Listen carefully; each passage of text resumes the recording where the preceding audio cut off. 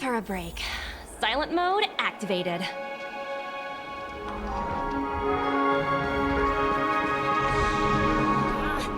Even if we stood on each other's heads, this statue would... We're carrying out our captain's orders. What do you want? We made a mistake last time, and we're working hard to rectify it now. We don't have time for anything else.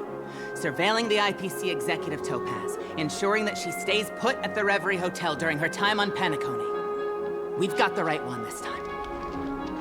So that's it. They were the pair who were after Firefly at the time.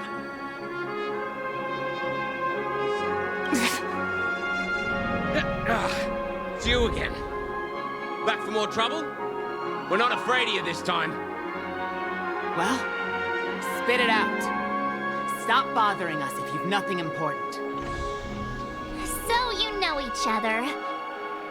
Why do you keep running into people you've beaten up before? That's right. We're investigating a murder for the family. Can we speak to your captain about the case? Well... Hey!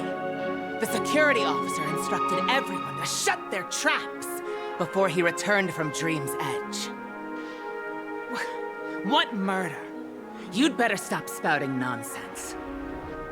Yeah, that's right. We have nothing to report. Please leave. Looks like they're not going to cooperate. But they did at least tell us that the captain is at Dream's Edge. Why don't we just look for the security officer then? It's probably Gallagher, the one he mentioned, right?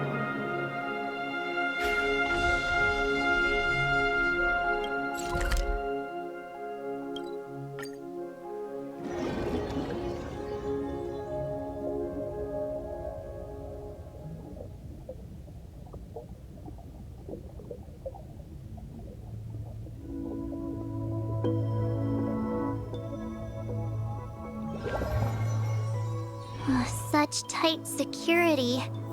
I bet they're stumped by the case as well. Gallagher.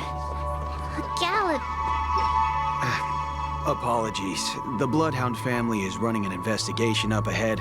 No unauthorized personnel allowed. Hold on a minute. I think I've seen you before. The gray-haired one. How much trouble have you stirred up exactly on Penacony? You think you look alike? Wait, are you for real? Not possible. It was you the last time, yelling about some clockwork friendship while beating me up with that silver-haired girl.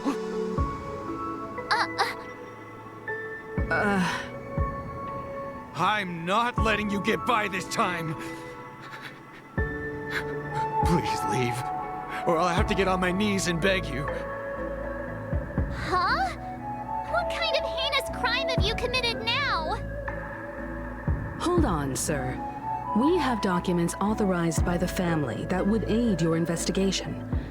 If it wouldn't trouble you, could we see this Mr. Gallagher? Who exactly is this Gallagher you keep talking about?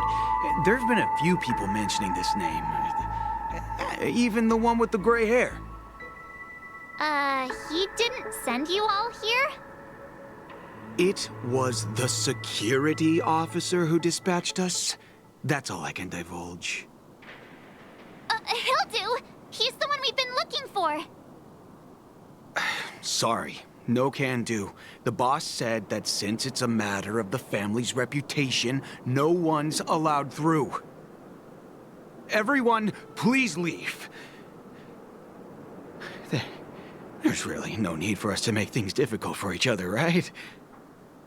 We're really sorry for troubling you. Let's think of another way. Another way. That's it! Didn't they say something about that...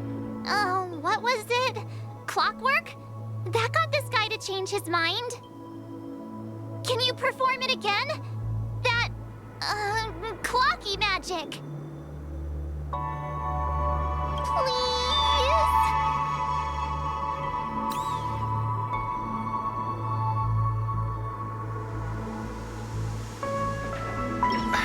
Sorry. No can do. Everyone, please leave.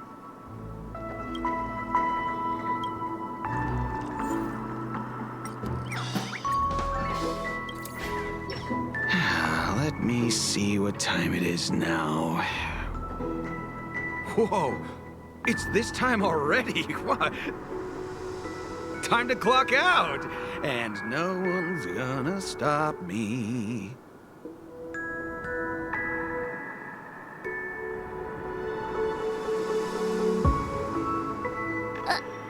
What? Huh? This clockwork trick of yours, it's kinda dangerous. At least he won't be getting in our way again. Let's go find that Gallagher and ask him the intricacies of the case. I was wondering what all the commotion was. Huh. Oh, it's you guys. Welcome. Since you made it here, what can I do for you? Hello, Mr. Gallagher, sir. Judging from your tone, it sounds like you were expecting us.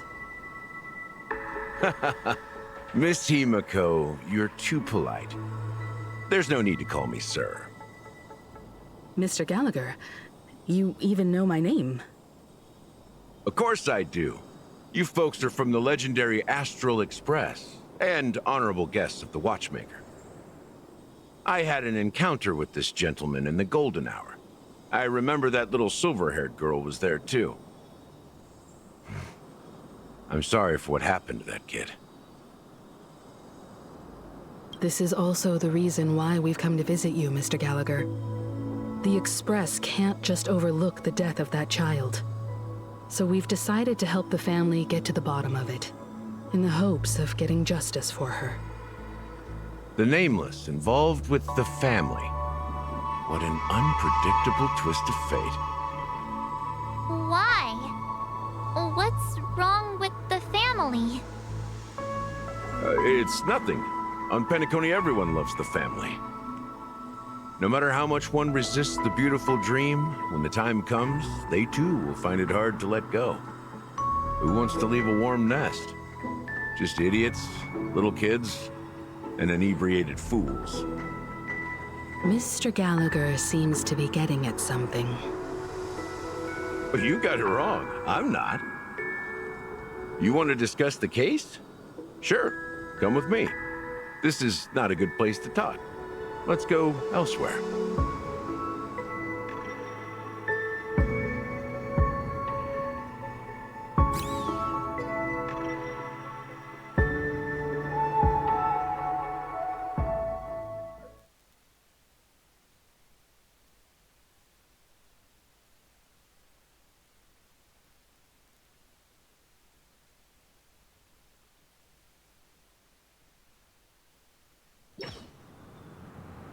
Even after that chilling tragedy, this dream is still running effortlessly. Other than the family of the Harmony, it's hard to imagine any other power in the universe that could sustain a building of such magnitude. The family itself is a huge, perfect building, like a living idol.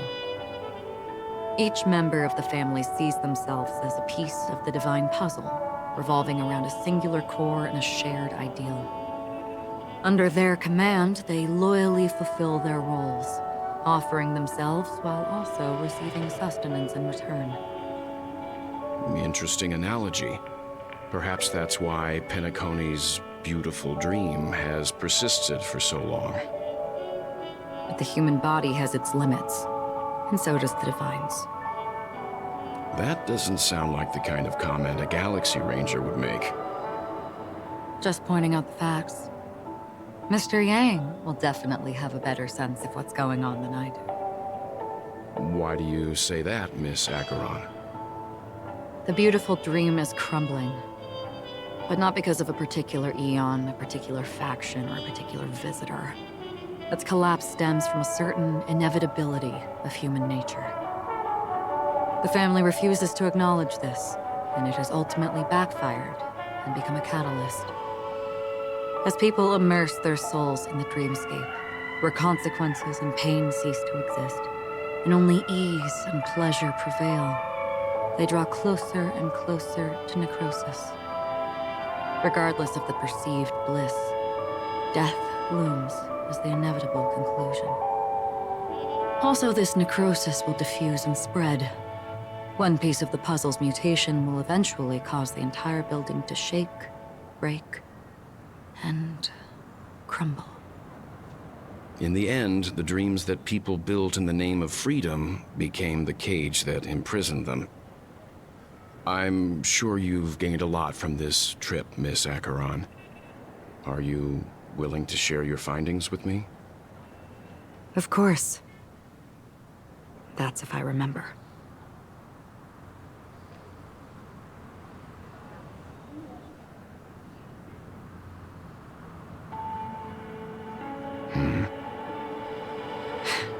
Don't mind me. It's just a habit. Owing to events in the past, I've become easily forgetful.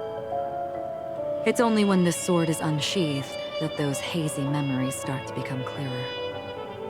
Take your time. That should do it. I vividly remember everything that occurred on Penacony. Ask away. The moment of daybreak. I've heard that's where the Dawn Factory, which processes the foundation of the dreamscape, is located. Behind the dreamscape song and dance stand many imagination factories. Workers create all kinds of whimsical works day in and day out in their dreams. Then they return to reality and sleep on a narrow bed in a room. A far cry from luxury. They say it will suffice. Experiencing the bizarre and motley dreamscape is the best reward. There I encountered a young woman who had just come of age. The perfect time to indulge in beautiful dreams. Her greatest wish was to one day move to the golden hour and see the magnificent garments she had woven with her own hands. For certain reasons, her wish was difficult to fulfill. But I managed to bring her a garment. Gilded Hour. It's said to be Penacony's currency center. Yes. It is a fortress-like financial city, the economic heart of the dreamscape. The Pepeshi people of the Alfalfa family are there to keep it running, sending blood that is made from money everywhere on Penacony. Everyone there is exquisitely dressed and always in a hurry. The greatest wish of the local Pepeshi people is for their future generations to work in the Gilded Hour. I've never met anyone who is willing to talk. I could only stand at the crossroads, watching crowds of people hurrying like the wind through the jungle of steel, only to deposit the alfalfa credits that they'd earned into the bank's vault. I don't know if they would open the vault door, but before I left, I witnessed a well-dressed Pepeshi person plummet from the sky, while those around him continued on their way, unfazed. I hear the Blue Hour is very romantic. Do you have any tales to share? Perhaps Mr. Yang has heard. There is a large boat called the Eventide, anchored along the Sea of Dreams, where soft music and dancing persist endlessly every night. I ran into a wizened lady there. She was at the dock, waiting for her long-departed lover to return, waiting for countless hours within time that stood still. In the humid sea breeze, she spoke of her own youth. Like many who desired wealth and love, they came to Penacony to pursue their dreams. Alas, her lover's consciousness was lost in the dark depths of the Sea of Dreams. Finally, she suggested we continue our conversation on a boat in the shallows. I agreed and boarded the boat with her. But she never said anything. Her eyes absent-mindedly gazing at the horizon for what seemed like forever. Finally, we retreated to the beach. The dreamscape of chic, luxury, and consumerism, the moment of dusk. My companions have been there too. Then you all must have seen those who are attempting to realize their dreams. Or have realized them. Scattering money as if it were dust and betting it on all or nothing. Everything has a price, and everything can be bought or sold. Even dreams themselves. I saw an Intellitron there, who was preparing to auction himself. When someone wins a bid under stipulated periods and rules, he would do the buyer's every bidding, becoming that person's very possession. That Intellitron had been auctioned off a dozen times, and I participated in his 13th. That was the grandest banquet I had ever attended. But never again did anyone cast another glance at him. This time around, there were no successful bids for him. This is what I've seen and heard along the way. Someone once said to me, Penacony wasn't like this a long time ago, nor should it be. I've traveled through the reality and dreamscape of the planet of festivities, watched the tides of night rise and fall when time stopped for people, where the spirits of the rich and impoverished remain forever fixed on their own scales. This is why I think the collapse of the beautiful dream is inevitable. There might be a way to change everything. Perhaps.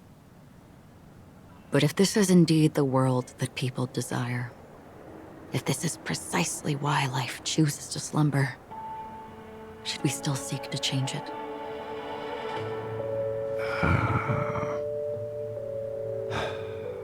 Miss Acheron, now it's my turn to share a story with you.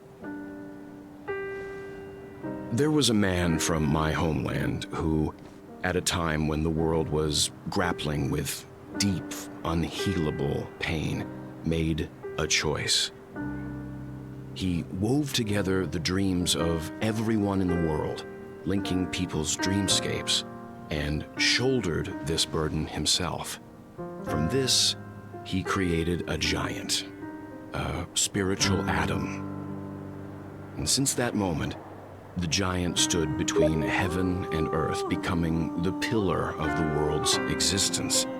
As a price, those who found it hard to move forward, who could not advance, forever lost their future. They slumbered in a dream, devoid of disaster and pain, living out their days peacefully in the man's created utopia. And it is because of the wishes of those people who wished not to awaken that this spiritual atom became unbreakable. And yet, you stand here right now, which also means that man failed. Because people must always move towards the future. Even if human weaknesses make them pause when they truly cannot move forward, humanity will eventually seek a way to save itself. And that man, he was never a failure. Like everyone in that world, he etched the possibilities of human nature into his heart. He was the sun chaser of legend, soaring towards the sky and embracing his final victory with his fall. He ascended to heights uncharted, only to come face to face with the sun, a place not visited by anyone before. His wings would melt because of it, only for him to fall into the sea. And after that, countless others would surpass him, soaring to even greater heights. A fitting metaphor for the Nameless's trailblazing spirit. Thank you, Mr. Yang. I know what you wish to confirm. The universe has innumerable similar, yet different worlds. In these worlds, there are innumerable people who look alike, yet don't. I too have embarked on journeys, encountering old friends with familiar faces on different worlds, witnessing their destinies follow paths similar to mine. So I will tell you, even if not completely similar, the story you just told, it overlaps with my past. And within that abyssal dream, I ended that man's life. Alone.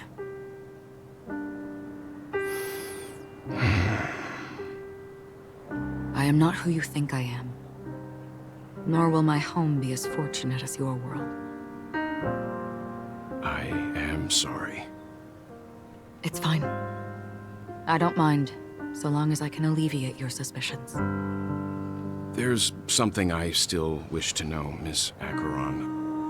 Under that representation of the hunt, exactly what sort of power is it that has motivated your solitary journey thus far? Mr. Yang, before answering that question, I wish to continue the previous topic. I like your analogy very much. Indeed, birds are born to fly. But in a distant past, their ancestors could only gaze at the sky in envy. They saw that faraway ray of light from above the heavens, piercing through the clouds and blanketing the earth. And so, time and time again, generation after generation, the birds spread their wings and took to the sky, attempting to touch its ceiling, all because the sun was there. Then, what if the last bird finally soars into the sky, only to realize that the end of the light is not the sun, but darkness? Then why, exactly, do we even walk towards the light?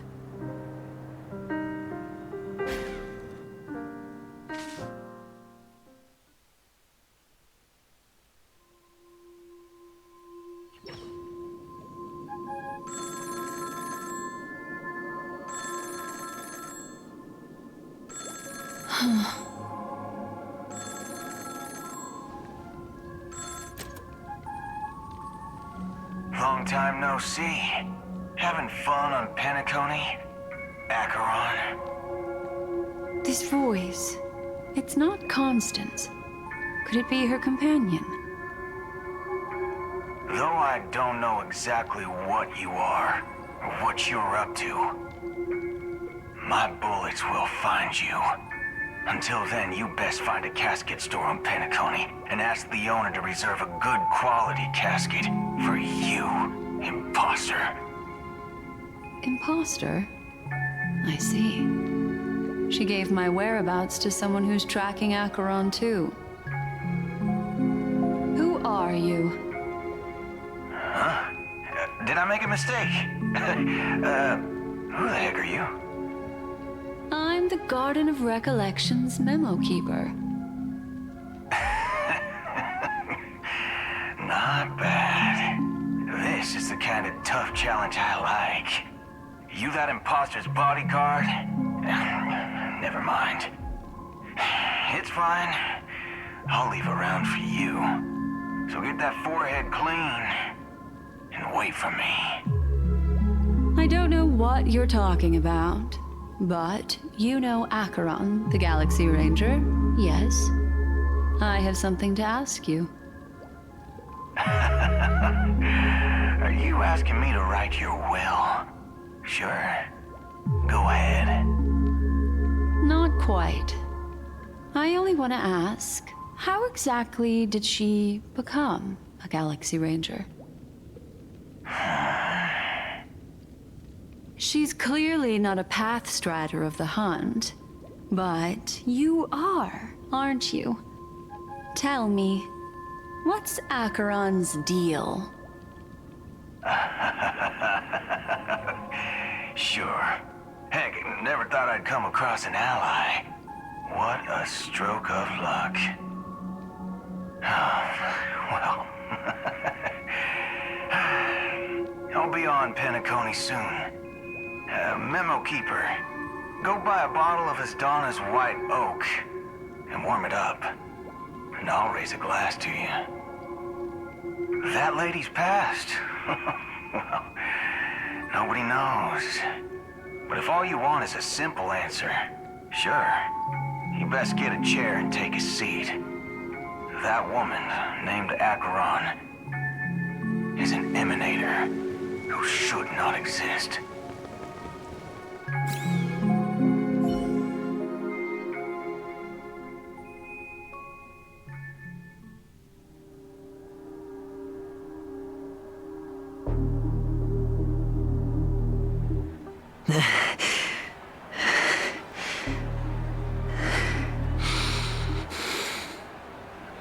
You look pale. Or is that also part of your act? I didn't think you'd have the nerve to show yourself. I thought this was exactly what you wanted. After all, I faithfully fulfilled my duties as you instructed. Just tell me if you can't hold on any longer. So, the genius of the Council of Mundanites wants to be my Undertaker now. My, what an honor. Yes, and I'm pretty sure the people at the Strategic Investment Department would love to be notified of your death in due time. But let's not forget, you won't be seeing them, because I'm the manager of this task. Great. Then tell your people that Aventurine is ready to go in 17 system hours. Oh, you've got a lot of nerve. How exactly do you plan on completing your task while your hands are tied by the Harmony? Well, my conversation with Sunday convinced me that there's a traitor in the family. That they hold the secrets of Penacony. So, I took the opportunity to set everything in motion. I even managed to recover the gift money. Things haven't gone this smoothly since I walked through the doors of the Reverie. Now I'm only one step away from victory. Let's just wait and see. Sounds like a very elaborate way of saying that you failed. That's all I can say. Have you forgotten, Doctor? You betrayed me. Go. Do what you must. I look forward to the sight of the IPC fleet surrounding Penacony. You've achieved what you desired, haven't you? That's true, but what's your plan? Did you conceal an orbital support beacon in that gift money bag? Well, who knows? Maybe that's why I'm handing out cash even when I'm about to bite the dust. You are indeed a gambler. An insane one at that. Maybe I am. Who knows? Fine. Here, take this. Open it when you're on your last legs. You'll thank me. What's this? Medical advice?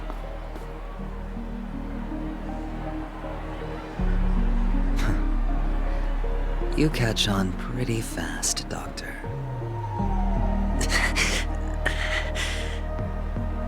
Asking me to solve a case without giving a single clue. How typical of you, wing-headed scoundrel.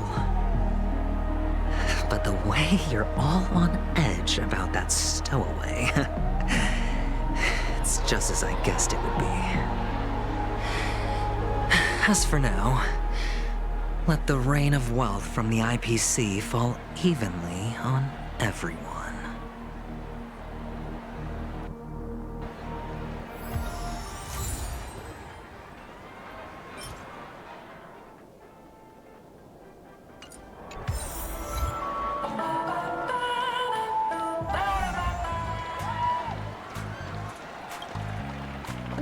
you be willing to support my performance? And keep the Song of Beauty alive in the cosmos? Wow, how fabulous!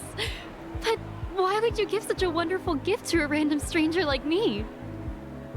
Well, you see, I can't bear to see anyone in this sweet dream suffering from poverty. That's incredibly kind of you. Thank you so much, sir. If you ever get the chance, please, feel free to come by and indulge in my singing. Sure thing. Oh, by the way, do you happen to know anything interesting about death? Death?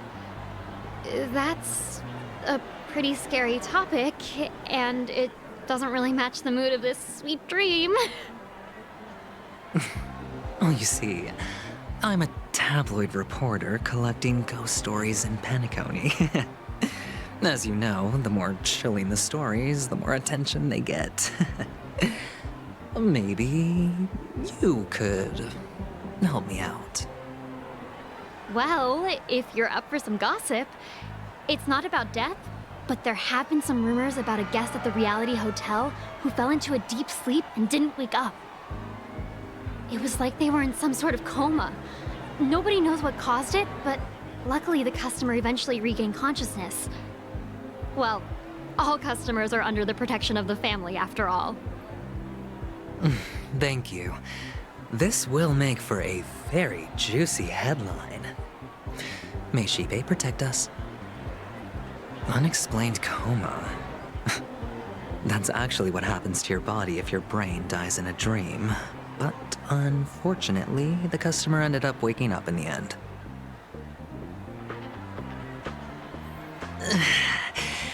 I can feel something inside my head. Is the harmony starting to kick in? The world has truly lost its way.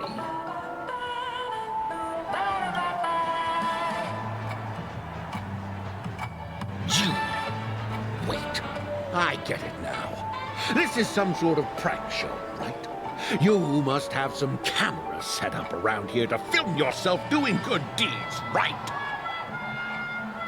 You youngsters are always looking for a quick way to get an audience. But you know what? A truly great show never comes easy. A great show will start soon, old man. But before that, I need to ask you something. Do you know where I can find death in this dream? Ah, I see. Another fearless youngster looking for death, huh? Well, let me give you a piece of advice. Don't think you're the first one who's ever thought of that idea. Death? Not even remotely innovative. I bought it from Dr. Edward. He claimed it was some exclusive fancy schmancy stuff. Oh, what a disappointment. The effects were awful. First, some monster covered in eyes stabs you in the gut, and then all you see are blurry glimpses of buildings and lights. The sky was spinning so fast it almost made me puke. Is that all? Yeah, what else can you expect? Don't put too much stock in the Penacony movie industry. They even call this junk groundbreaking art. Can you believe it? What a joke. Well, I'll leave you be then. I hope you have a wonderful day. A monster covered in eyes. That sounds like the Memory Zone meme. But buildings and lights... I don't think those have anything to do with death. Well, that whole dream bubble was probably created using rumors and gossip.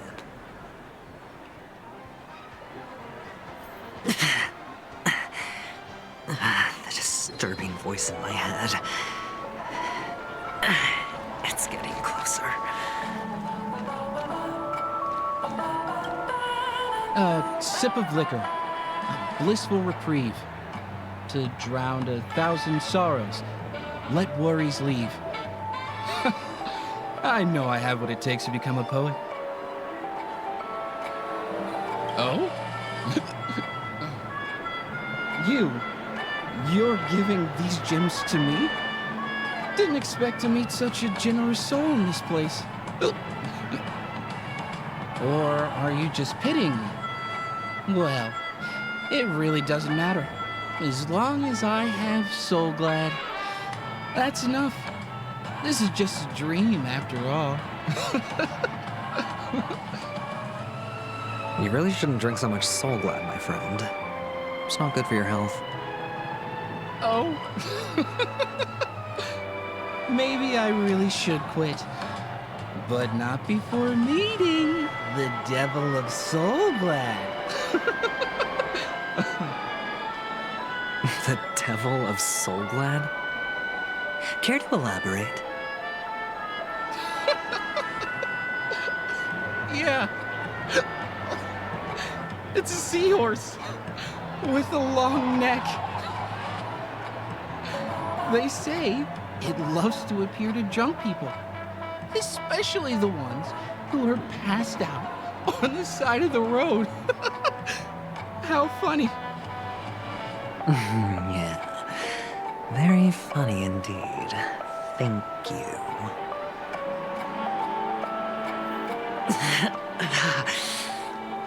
Does everyone have to go through so much torment before joining the family? Darn it. Now I just want to dig out my brain and use it as evidence. Take care, my friend. If you ever find yourself in danger, remember that the hounds are always ready to help.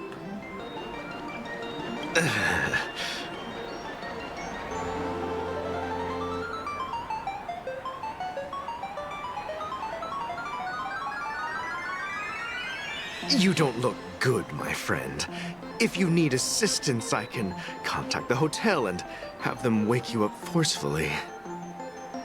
That won't be necessary. I have some business to attend to. But thank you all the same. All right, then. If you ever need help, don't hesitate to reach out to us hounds. Well, actually, I do need a favor. As the most outstanding hound in Penacony, have you come across any stowaways recently? Stowaways? How could there be stowaways in Penacony? We've never had anything like that before. All right. Good luck with your work, then.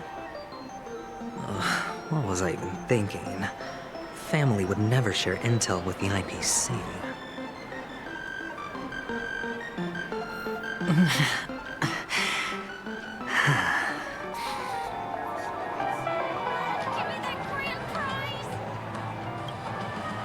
You want to talk to me?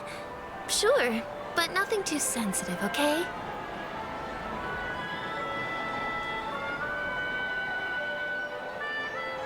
Huh. Wealthy people have fancy ways to enjoy this dream. But to be honest, I've never seen anyone who gives out money to others like you. So, are you trying to be the prince from the tale, handing out his gold leaf garment and melting his lead heart in the fire? I'm flattered. I'm no prince, and I just thought these gems would help you speak. So, as an investigative reporter, maybe you've heard something about death? Ah, another curious soul. I see. Well, that was actually the topic I was most into when I entered the industry. But my boss shut it down. How did your boss talk you out of it?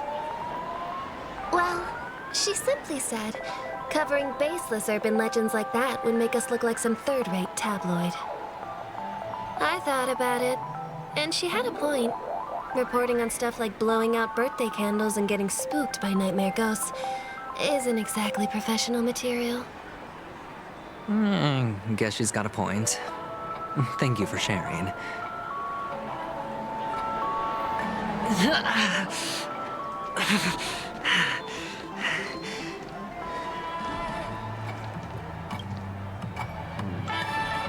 Were you wanting to talk to me? Sorry, I thought you were checking out something behind me. Is this a gift? For me? Are you sure this isn't some kind of mistake? Yes, it's for you. Just take it. Is this for real?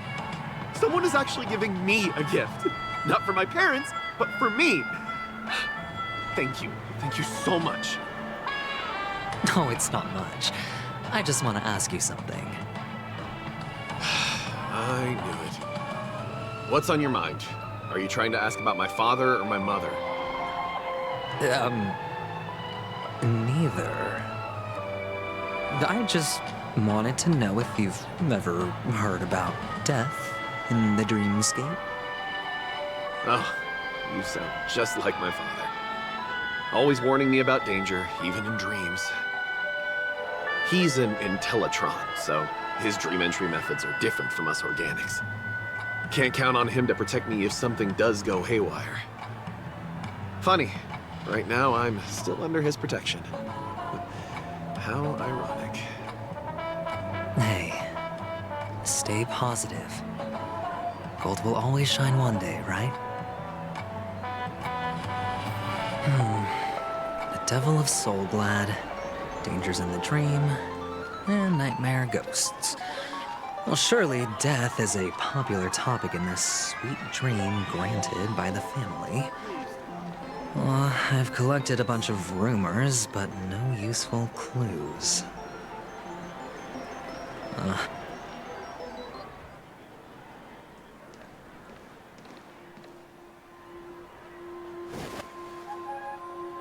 Remember what I said. You Sigonians are better off hiding in the sewers. Look at you, snooping around and sticking your nose everywhere. Is the smell of death so enticing, my fine fellow?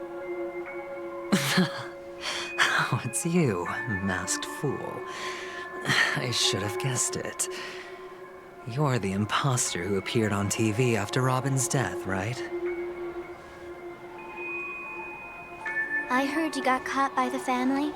I gave you a clear clue. Befriend a mute. Simple and straightforward, you know? And what did you do? You messed it up and ended up as their prisoner. I told you to make friends with a mute, not become one yourself. You really let me down. What do you mean? You know better than I do. Who watched the little songbird that couldn't sing perish right before their eyes? You did, Blondie. No, I mean...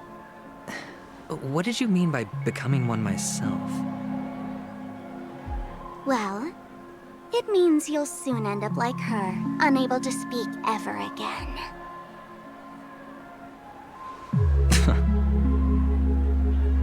But it's a good thing if you ask me, because... Because I'm getting closer to the truth, right? Oh? Why else do you think I'm handing out cheap trinkets all over the streets, fool? All part of the act. Fool's bait. The more pathetic I seem, the more likely you'll come sniffing around.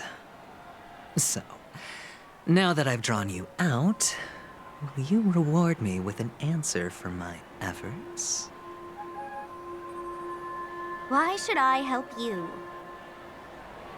Don't you want to see Penacony descend into... chaos? Well, I can make that happen. I just need an answer to one question. Back then, when you asked me to find a mute, did you really mean Robin?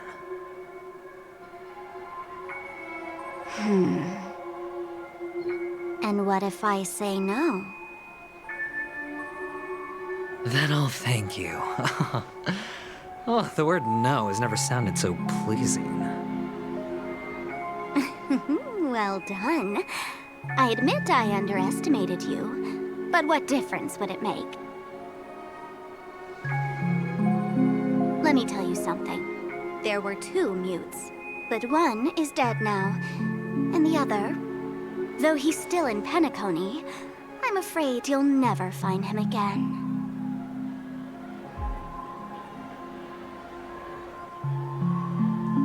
Now I'm completely sure that I was on the right track from the beginning and never strayed, fool. Right now, there are only 2 things missing from my grasp. The meaning behind the truth, and the means to expose it. How impressive. That's quite a fancy way of saying I haven't learned anything so far. Not exactly. I've gathered enough clues to prove its existence. And that's enough for me. As for the answers to my questions, I'll find them within 16 system hours. Oh, really? Only 16 system hours? Well, let me lend you a hand. Here you go. This is my precious, mutually assured destruction button, and I have one just like it. When either of us presses it, the other and the whole of Penacony will go up in smoke. If you're really so desperate for the IPC to take over Penacony, blowing up the chessboard isn't a bad idea. Start from scratch. That's where the IPC excels, right?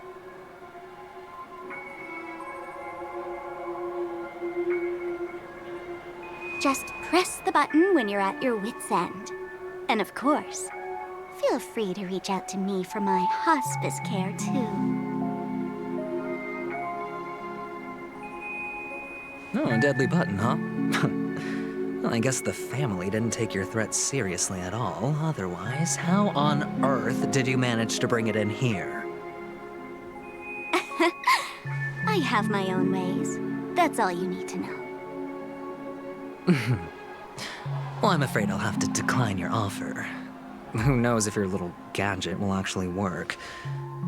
By the way, I have no plans to search for the other mute friend you speak of, but it's good to hear that he's still here in Penacony. I'll handle the rest myself. I'll orchestrate a grand finale for the downfall of the family. And at the climax, the walls will crumble, people will wake up, and those who couldn't speak will find their voices again. When that time comes, go ahead, press the button, light up the sky with a magnificent fireworks display for me. Catch you later, fool. You're still talking big, but sure, if that happens, I'll stay true to my word. Just don't let me down now, okay?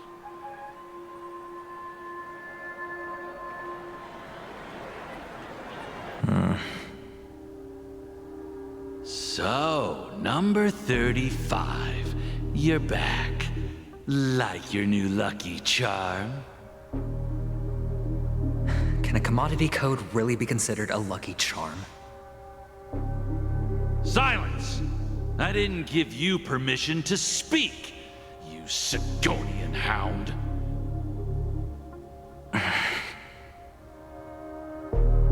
The guys in black didn't say much, so I've no idea what you did to save your skin in that massacre back in the day.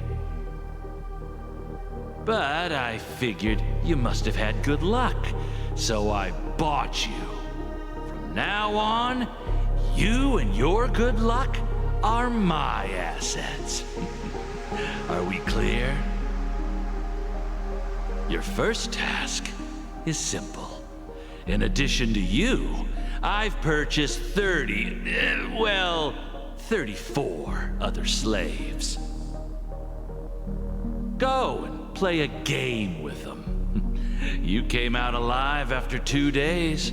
It proves that you are the real deal. You're insane.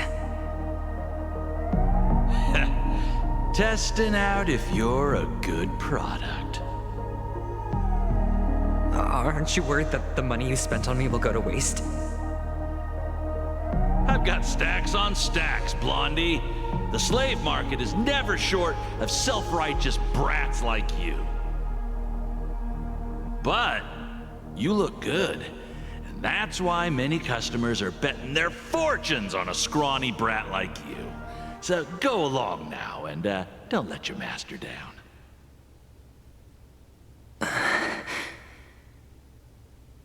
How much did you spend? What? My price. How much did you pay for me? Huh. You really want to know? Well, it was 60 tanba. No more, no less. I'll take my chances. 30 tanba. If I come back alive, you'll give me 30 tanba. Deal? Are you trying to strike a bet with me? Oh, you've got some guts. Yeah, sorry, but that won't do. Don't forget your place, slave. You're not qualified to be at the table. You're just a chip. A life thrown away in someone else's hands. Either you come back with more chips for your master, or you never come back. It's all or nothing. Don't embarrass me, my lucky hound.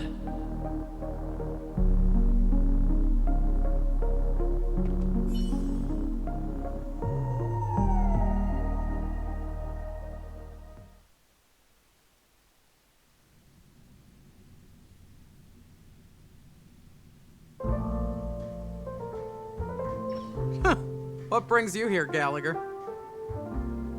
Some friends from the old days. Do you have a moment to spare, Siobhan? Oh, I have the whole day to spare. Ladies and gentlemen, welcome to Dream Jolt Hostelry. This bar offers a wide variety of drinks, but we draw the line at Soul Glad. Why settle for ordinary when you can experience extraordinary? We're dedicated to serving up nothing but pure joy and laughter. What would you like to drink? I'll whip it up for you. Oh, look! A lady as cool as Serval. Who's Serval? Will you, introduce me to her? Huh? Oops. She's heard us. Just spare them, my esteemed bartender. I'll take over the bar today. I'm getting up there in age, and I need some practice before I forget the skills that used to put food on my table. Where did you stash the ingredients? They're all under the counter. Since our guests have traveled from afar, shouldn't you whip up some special drinks? That's exactly what I had in mind. Hey, my friends, do me a favor. Go around the bar and bring me any ingredients you fancy. The discussion might take quite some time, so I'll prepare some customized, non-alcoholic drinks for you. In the bar? But aren't all the ingredients right there on the counter? Why, we're in a dream, my lovely lady. You can help yourself to anything if you wish for it. Comfort, hunger, confusion, or even boredom. It's all within reach, right at your fingertips. Oh, did you hear that? She just called me my lovely lady. Even in reality, mixing drinks is more than just throwing ingredients together. A bartender needs to capture the bar's atmosphere, master technique, and spin a tale of mystery and anticipation. Only then can a perfect drink crafted with a customer's life story be created. In other words, what you get from your drink is down to luck, so don't overthink it. Indecisiveness has no place when it comes to enjoyment.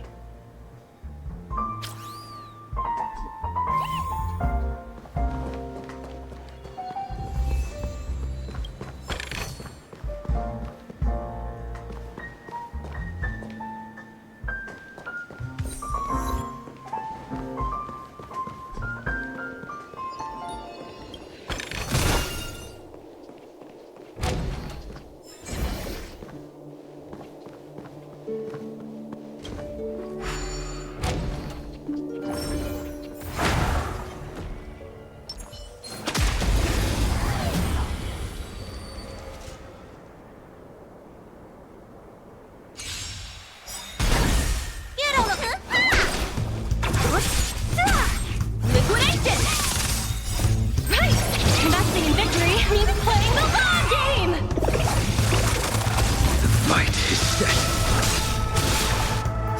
Savor it for me. What's in your prescription?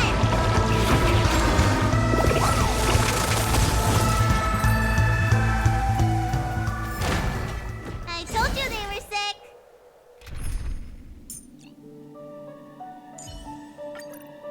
You gonna see?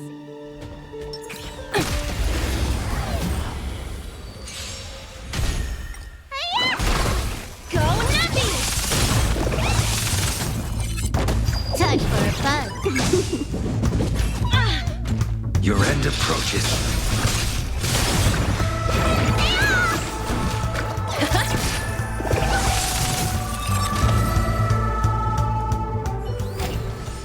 Project wrapped.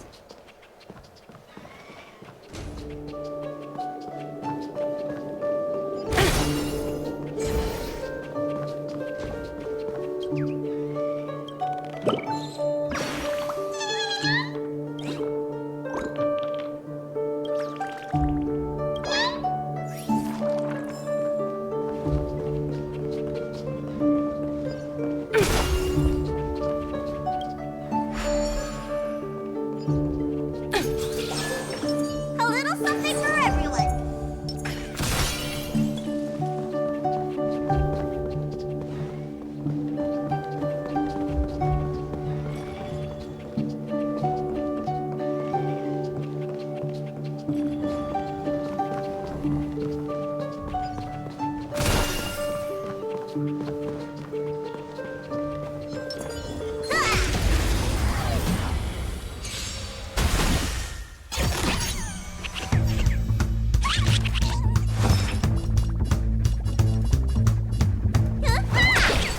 Let the valuation be liquidation! Right! Investing in victory means playing the long game! Time for a bug. This is double speed. Fight is set.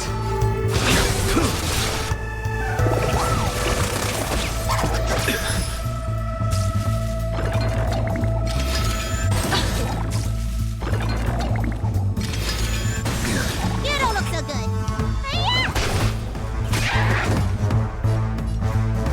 Time for a bug. Easy, Numby.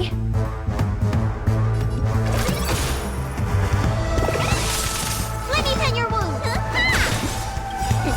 What's in your prescription? Pretty good perk. Too little. Failed to send you. I told you they were sick.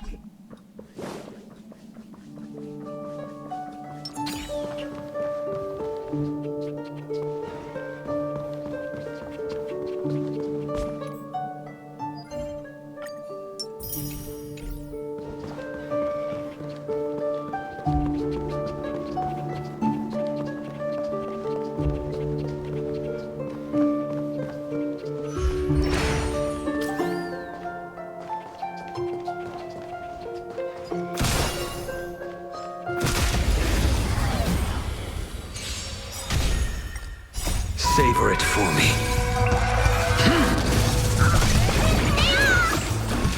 Go Nappy! Time for a bug.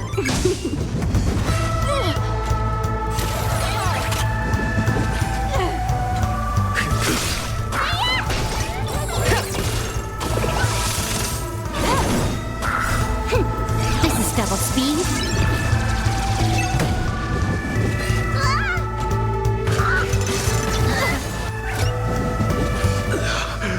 Your end approaches. Failed to send you. Savor it for me.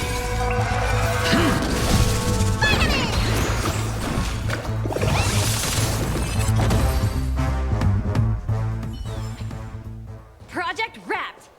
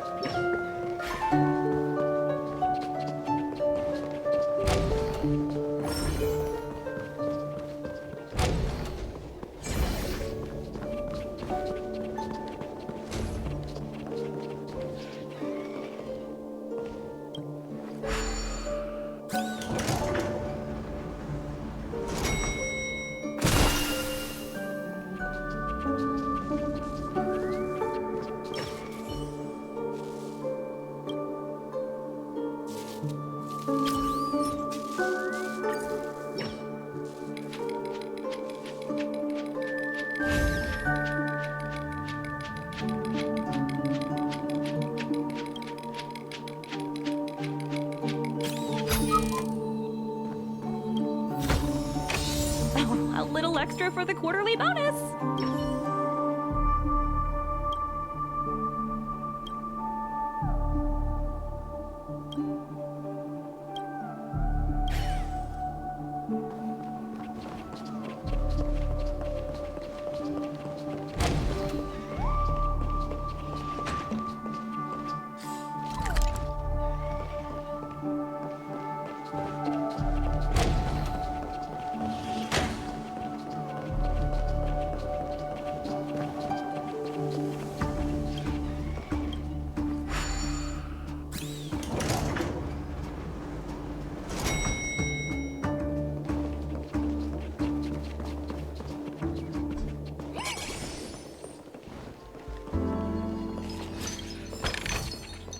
Ooh, free stuff.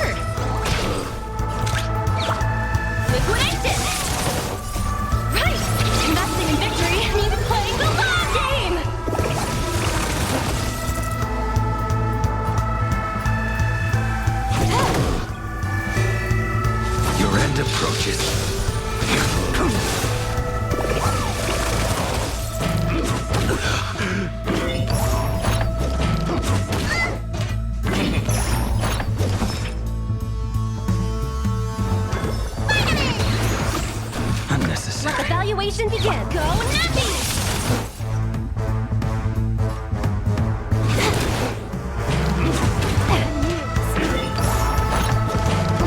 Well timed.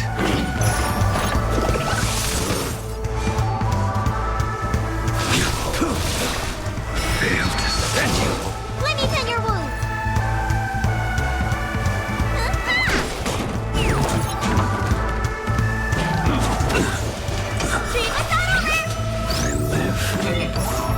Easy, Numby. Liquidation! Can I have fun this time? Time for a bug. Good as new. What's in your prescription? Pretty good card. Let the valuation begin.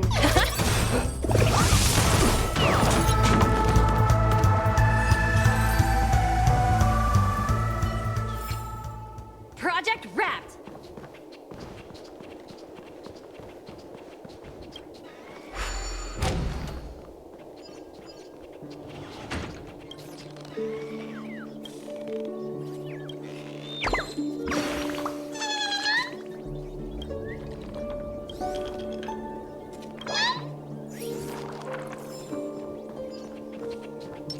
A little something for everyone.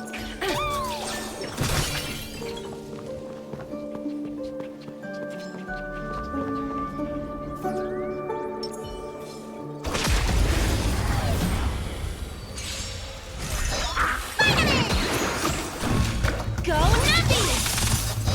Right! Investing in victory means playing the long game!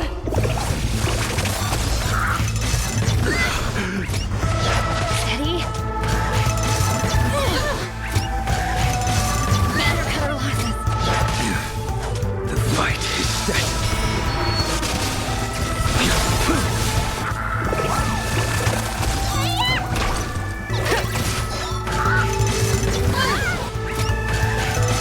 Better cut our losses.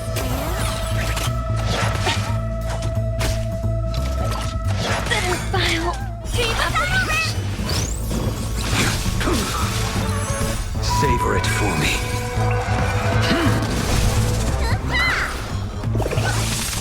Liquidation! Failed to send you.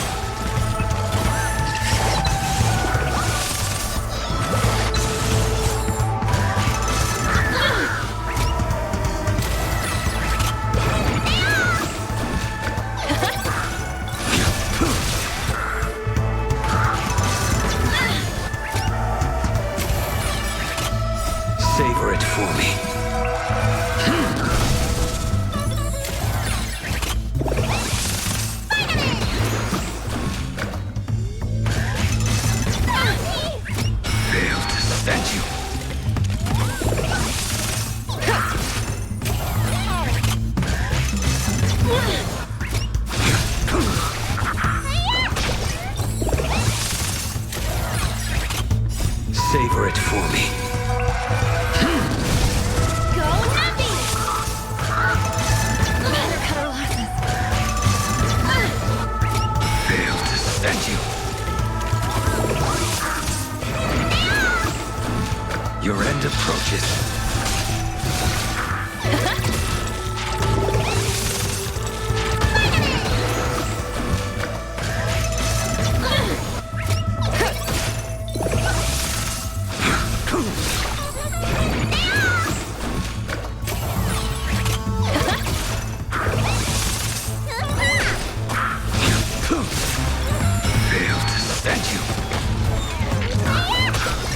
Liquidation!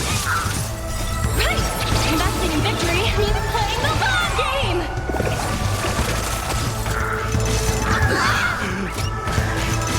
Better cut our losses.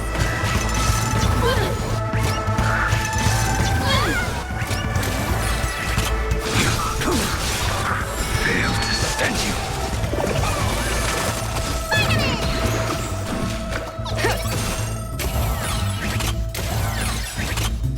Savor it for me.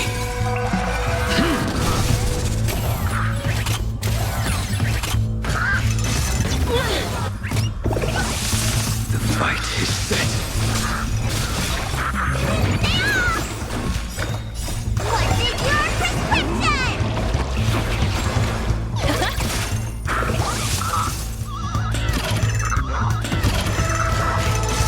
Better cut our losses. Fail to stand you.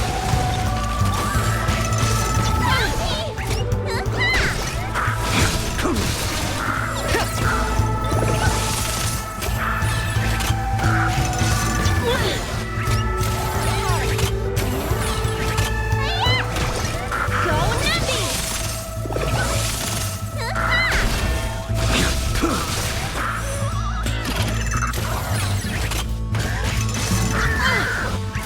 Fail to stand you.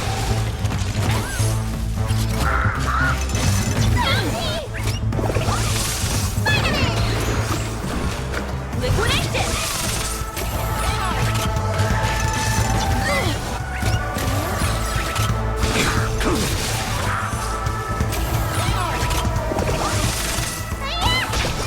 Go Nappy! Savor it for me. What's in your prescription?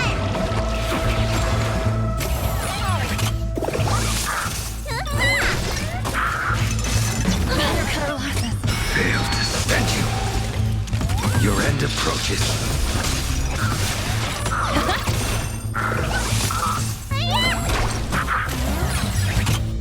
Right! Investing in victory means playing the long game! Timed.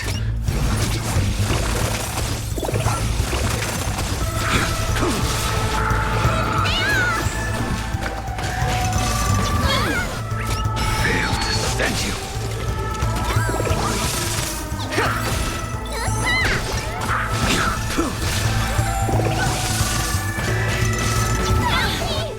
Liquidation!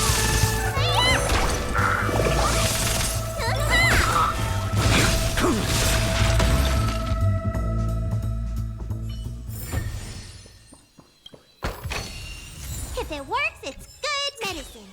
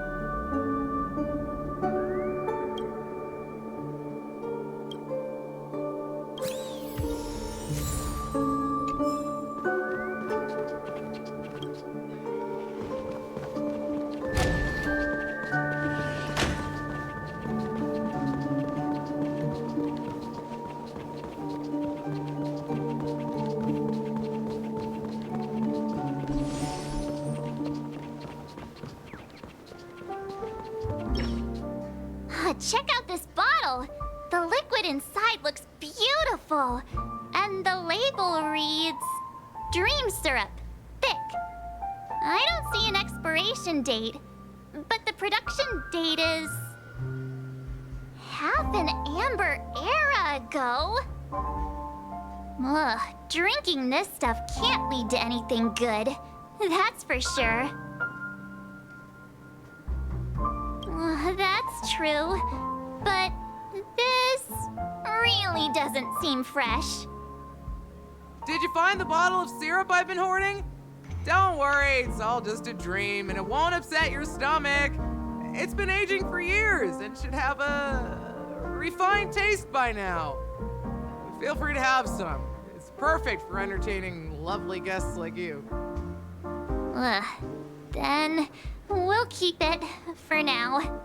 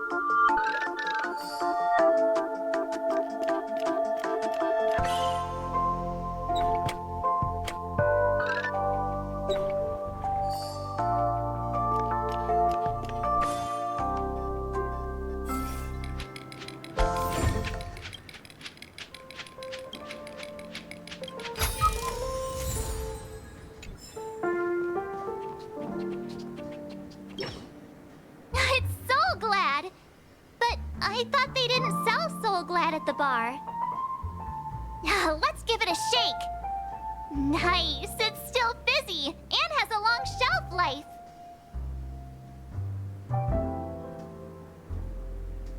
Uh-huh. Let's just leave it here for a while, and it'll be all right, right? Why don't they sell Soul Glad in this bar? Did something happen? It's all about the bartender's pride.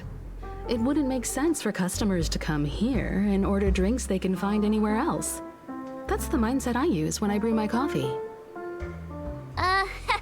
You're right, Himeko.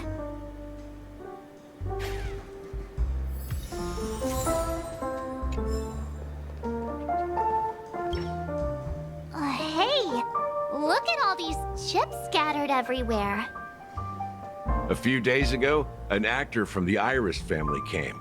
Caused a ruckus with Siobhan. Those chips must have gotten scattered during all the chaos. That's a clever metaphor. That being said, opening a bar in this place, filled with monsters, is quite a feat. Siobhan must have a lot of tricks up her sleeve, right? You'll have to ask her yourself to find out. But I have a feeling she won't budge unless you impress her with an incredible drink. That's quite a stash. Not sure if it's enough. Stay out of my way. I'm looking for Siobhan. Uh-huh? What's all the commotion about?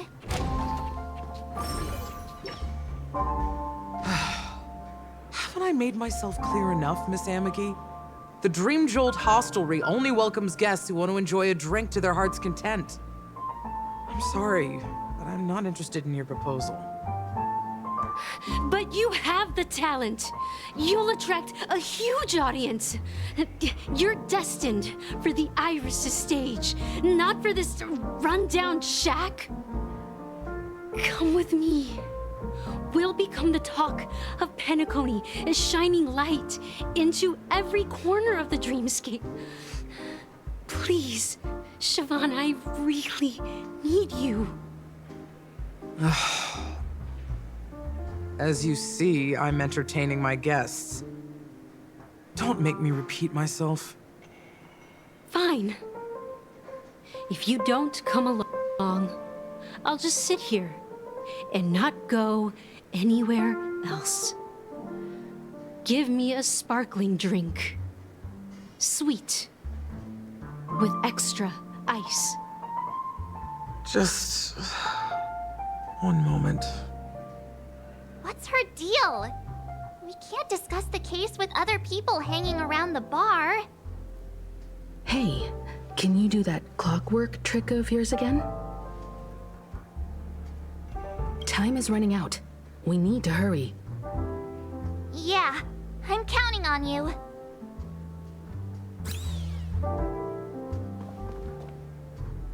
You're one of Siobhan's guests, right? What can I do for you? If you're here to convince me to leave, please stop it. I'll never leave until she accepts my proposal. I just don't get why she won't leave this place. This rundown shack with no customers whatsoever.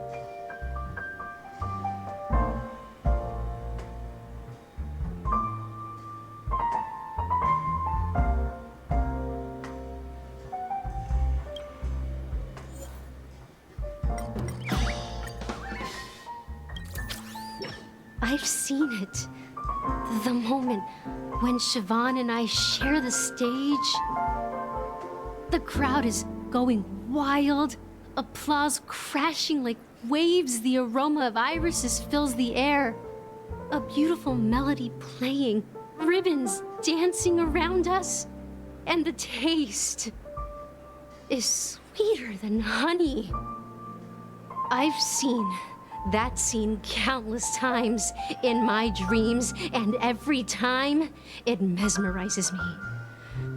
That's why I have to bring her back to that world, no matter what it takes. Want to raise a glass, my attentive listener?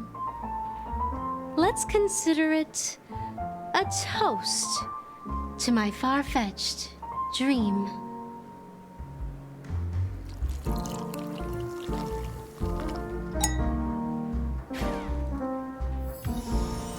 She's still not leaving.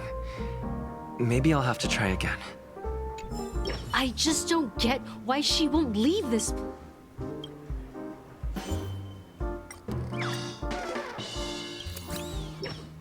Those darn Irish jerks!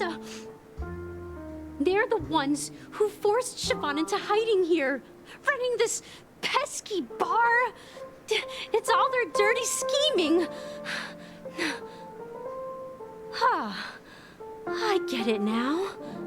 She's not leaving because she doesn't want to run into them again. I can help clear the way for her. I can do her a favor. I'll go back and write a letter to the Dream Master exposing the crimes committed by the Iris family. Siobhan will definitely appreciate it. Things might get out of control if she gets any angrier. I need to come up with another plan. I just don't get why she will.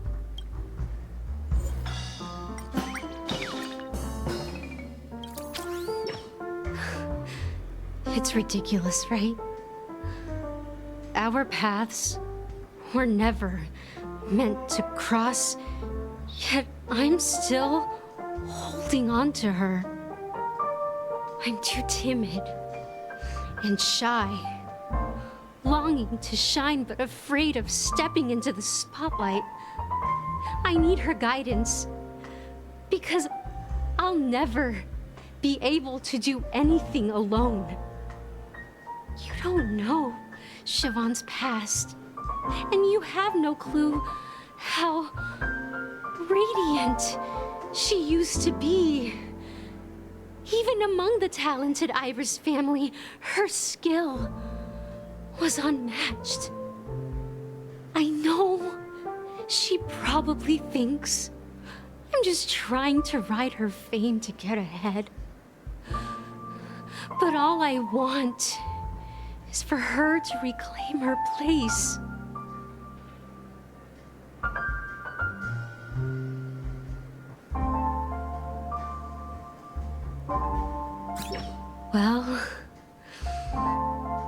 talking to you has got me feeling a bit down. My thoughts are swirling, making my mind clear, and bringing tears to my eyes. Maybe I should find a place to reflect on what Siobhan truly means to me. Here's the payment for the drinks. Please, pass it on to her. I'm leaving now. Amaki has left? That's good for her. Radiant dreams may be enticing, but they're nothing more than dreams. Her drink is on the house. Please keep the money. When you're ready, go to Gallagher. I can tell he's itching to show off his skills.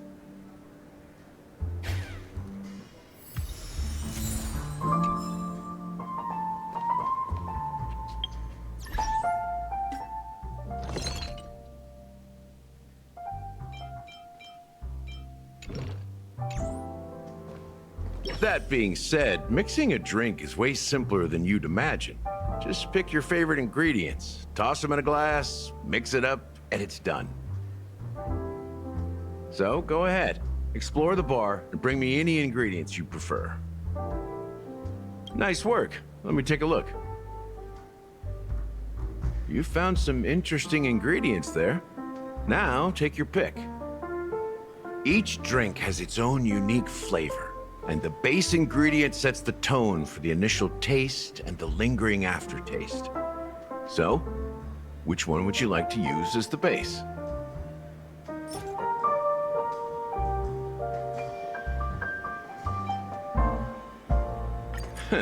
You won't find a sweeter drink anywhere in Penacony. And that's what today's dream seekers crave. Now that you've chosen the base, it's time to pick the adjunct. The ingredient that'll create a marvelous chemical reaction with the base. It should give an unforgettable taste without overpowering the main tone. So, what's your choice for the adjunct?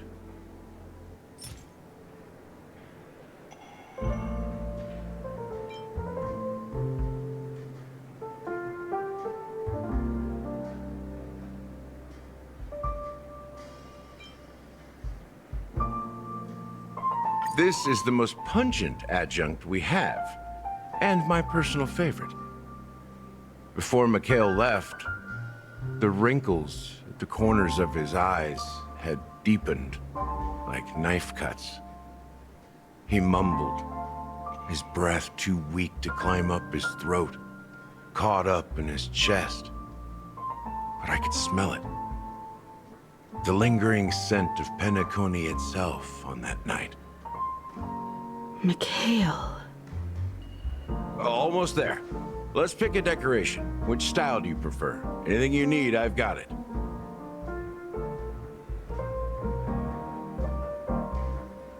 A symbol of bravery and dauntlessness. May you break free from your shackles just like he did. Well, it's done. Here's to you, sober one, with this glass of a dream within a dream. To our forebears who dug their own grave. Well done, Gallagher. You're not over the hill yet. So, are you satisfied? Wow, the flavors! They're way more sophisticated than Soulglad. The richness and layers of these flavors are a masterpiece, especially with the adjuncts. I can taste the spicy and sour notes with a hint of sweetness. I'm not entirely sure what it all means. Maybe Mr. Gallagher can shed some light on it. Well, if you're expecting a profound answer, I'm afraid I'll disappoint you. The imagery it implies is pretty straightforward. It's just a glimpse of what this dream truly tastes like. Nothing more. Does this true taste have anything to do with that Mikhail? Yeah, that name does sound familiar. familiar. When you got knocked out by that masked fool girl, I think I heard someone calling that name. Do you remember?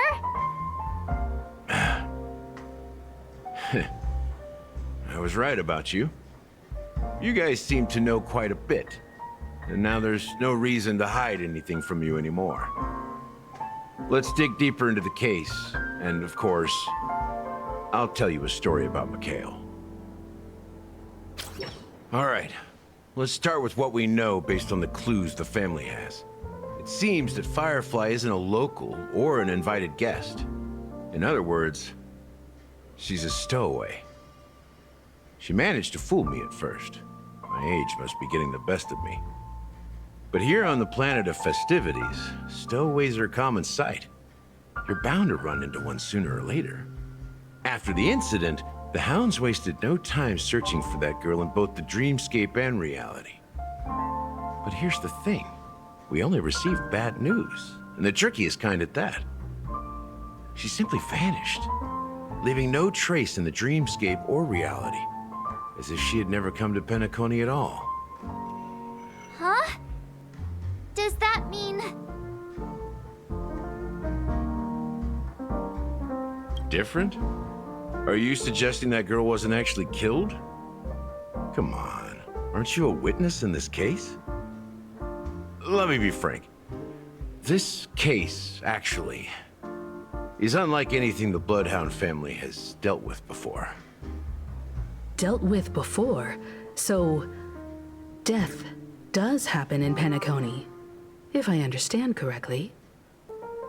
You've witnessed it, so there's no need to hide. Even the shiniest city has its dark side. We're all adults here. Surely I don't need to explain too much to you. Confronting the family based on that alone would be naive. Death may occur in sweet dreams. So what? Such events are highly unlikely and only affect a tiny number of people. If you really want to delve deeper into this case, you need to understand the true problem with the family. I guess it's time to tell the story of that Mikhail. You're very perceptive. The Astral Express has received that music box too, right? Do you know the secrets it holds? There's a message. Witness the impossible in the realm of dreams.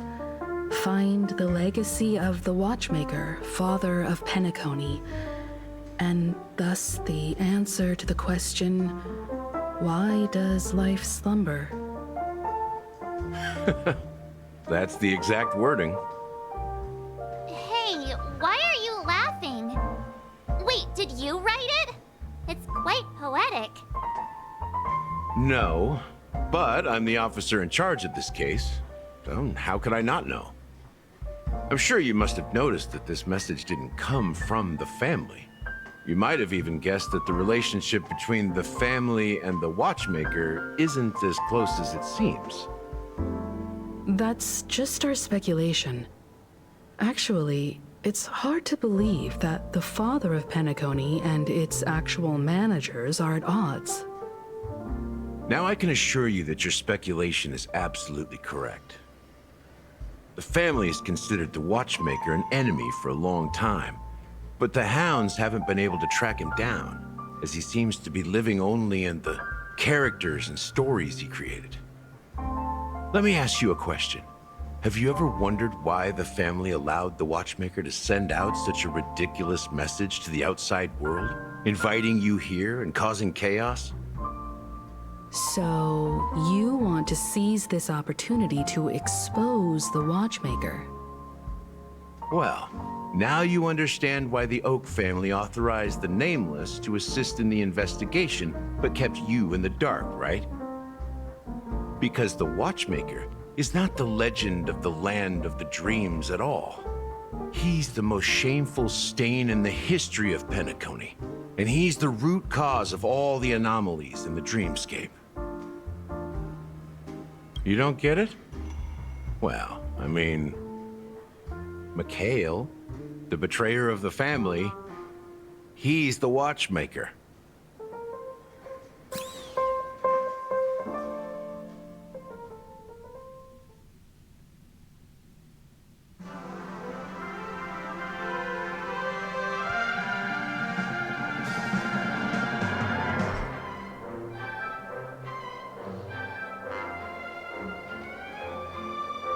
Here we are, Clock Studios theme park, the most popular entertainment center in Penacony. Wait, aren't we supposed to be discussing the watchmaker? I would have expected you to take us to maybe a library or an archive room of sorts. But an amusement park? The culture of a city reflects its history in the most authentic way. To you, it's a fun place. But to me, it's a prison for the planet's past. You know that Penacony used to be the IPC's prison planet, right? All the prisoners were brought here, helping the Garden of Recollection salvage the leaking memoria from the macro void. The prolonged exposure to high concentrations of memoria caused a unique phenomenon. The dreams of countless prisoners intersected and overlapped, and people started meeting each other in their dreams, living lives that were almost identical to reality. But everything has a price, and sweet dreams are no exception. In the end, the dream world was unable to alleviate the suffering of prisoners in reality. One of the prisoners broke free from the IPC shackles and fought for freedom. He is Hanu, the great leader of Dreamville, the great peacemaker, and the faithful companion of the underdogs. History is always written by the winners. However, it's undeniable that Clocky is an animation that draws from Penacony's actual history. These characters not only exist in Dreamville, but also in the distant past. Once you realize this, you'll understand why we're here. There are so many members of the Bloodhound family around here. They just received a lockdown order, supposedly from Sunday himself. Who knows what it's for?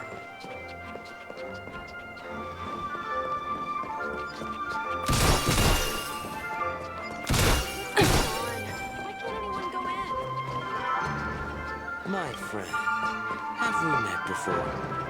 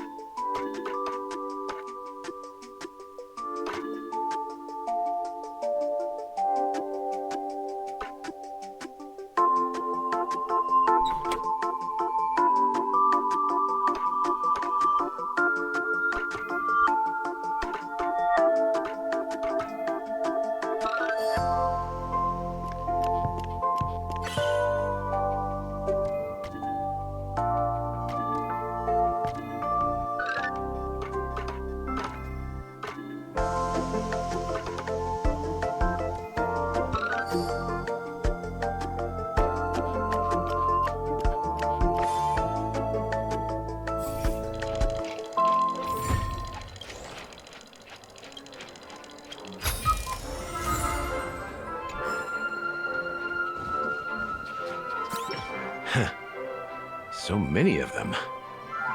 I've never seen anything like this, even when they're tracking down suspects. We don't need to go in. We don't want to draw any unwanted attention inside. We can just talk here. Let's find a quiet spot and continue our conversation. View here is great, right? We can see everything from here, including Clocky. If all the characters in the animation are based on characters in reality, then Clocky's counterpart is definitely the Watchmaker. In the animation, he's Hanu's partner and one of the founders of Dreamville. Does that mean the Watchmaker was personally involved in that war and sided with Asdana? It was a monumental war for freedom. Hanunu fought alongside a motley crew of masked fools, nameless, history fictionologists, mourning actors, omen vanguards. even visitors from beyond the sky. In the end, they emerged victorious.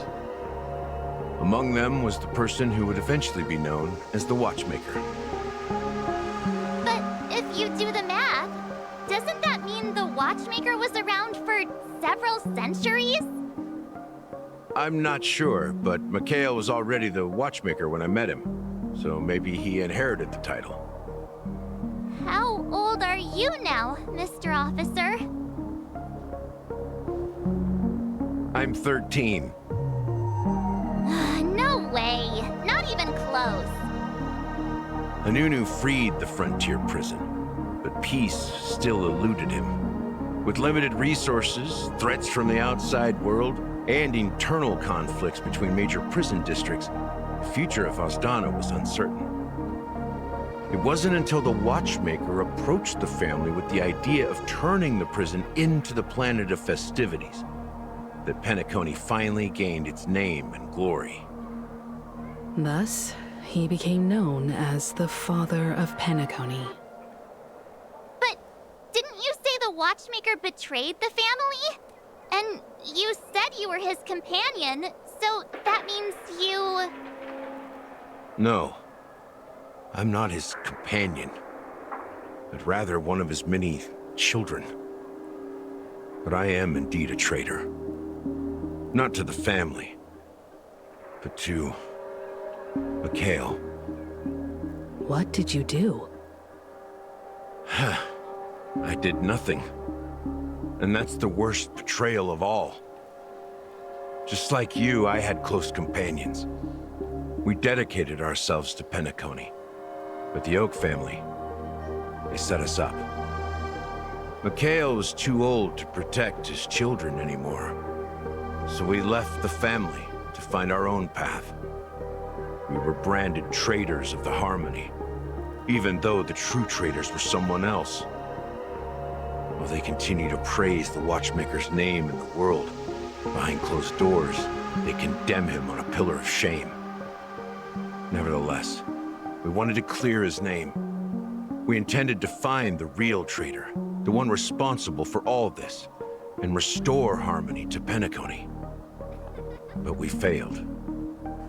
Too much time had passed, and the land of the dreams had become deeply corrupted. After countless fruitless pursuits, I gave up.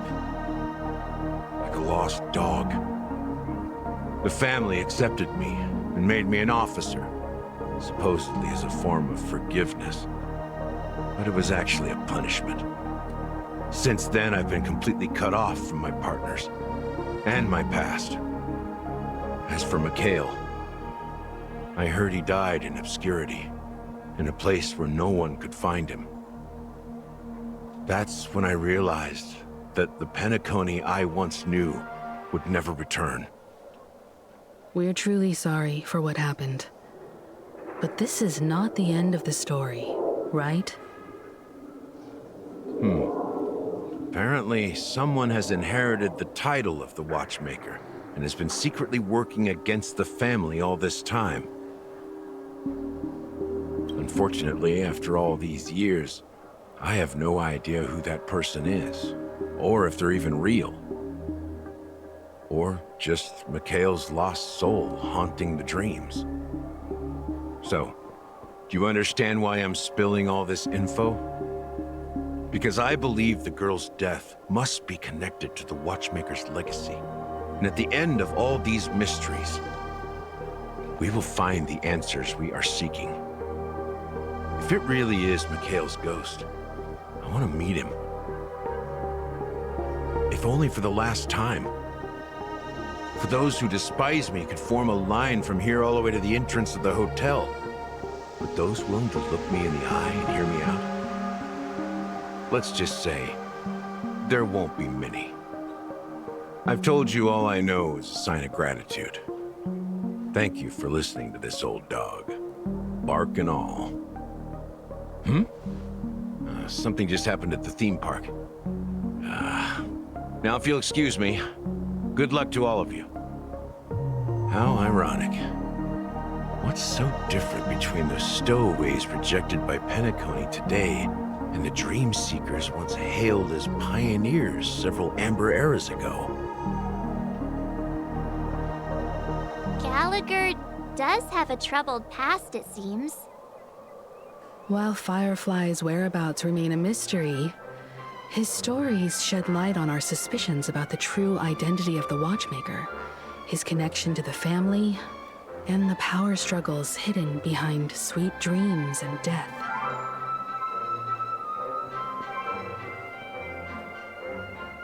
Exactly. Gallagher suggests that the real traitor is someone else, probably within the Oak family.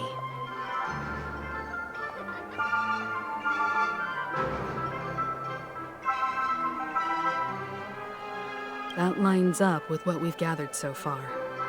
Firefly got involved in this mess because of the legacy, and now we're sure that Aventurine's accusations against Acheron are baseless. You're really into Clocky, huh? He's just a fictional character, not a real person. Speaking of which, that Clocky who only reveals himself to you is quite intriguing. It's a shame we've never met him since then. Now that we've confirmed a lot of our suspicions, let's take a moment to think about the clues we have. Send a message to Welt and see how things are going on his end.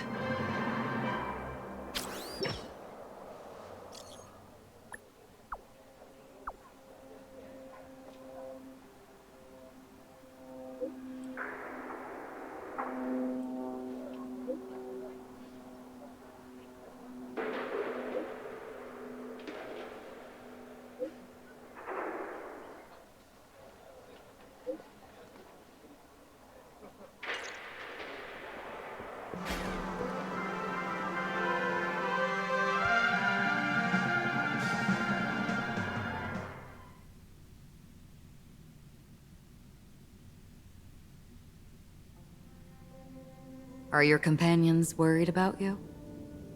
They're just checking up on me. Let's get in and get out. Seems they've made some progress. Looks like we're about to enter the depths of Dewlight Pavilion. It's been a smooth ride. Almost too smooth for a heavily guarded mansion. Let's see if there's anyone waiting to greet us.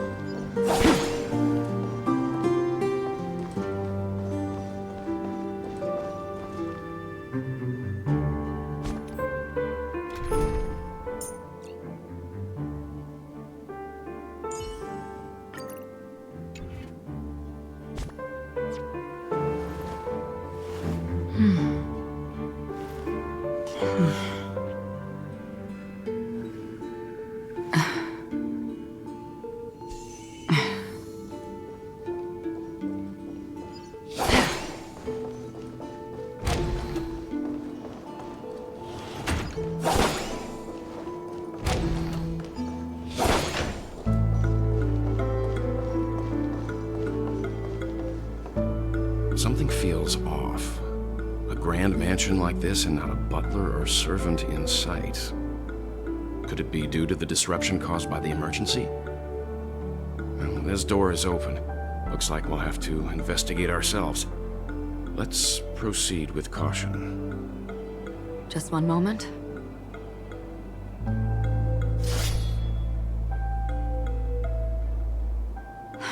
Light. I've made myself less noticeable. The crew can explain their presence as authorized by the family, but I can't come up with any excuses for being here. I see. What an interesting technique.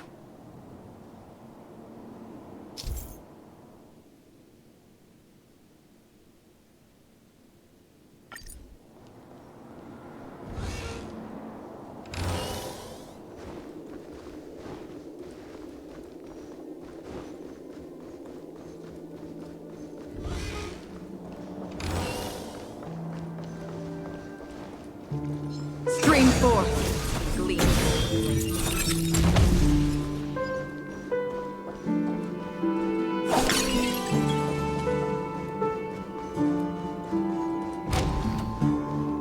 bottle in the sand pit. It's the golden emerald, isn't it? The footprints here are different from the rest. There are two sets of them. Looks like outsiders might have passed through here not long ago.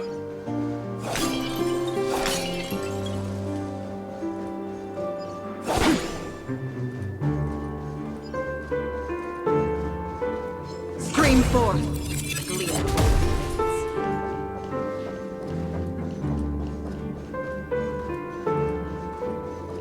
While there aren't any people in this mansion, they've set up quite a few mimetic guards to patrol this place.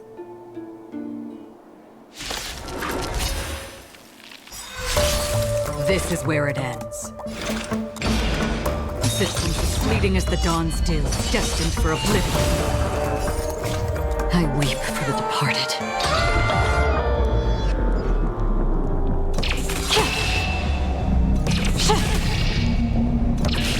Dusk's rays, it too shall fall. Go Nappy!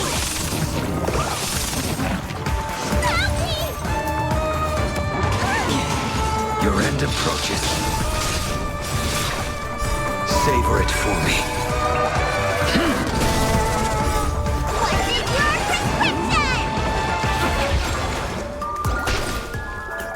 Still waters of oblivion.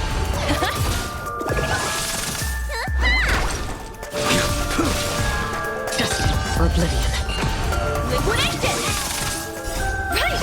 Investing in victory means playing the long game!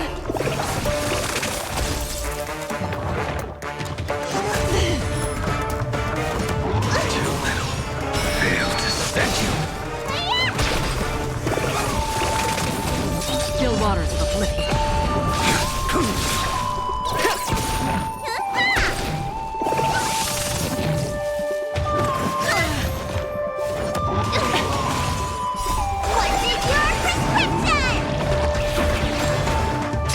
For oblivion. Go Nappy!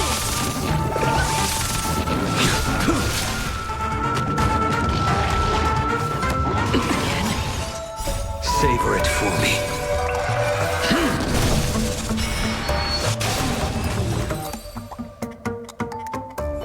Look, it dropped something. A note.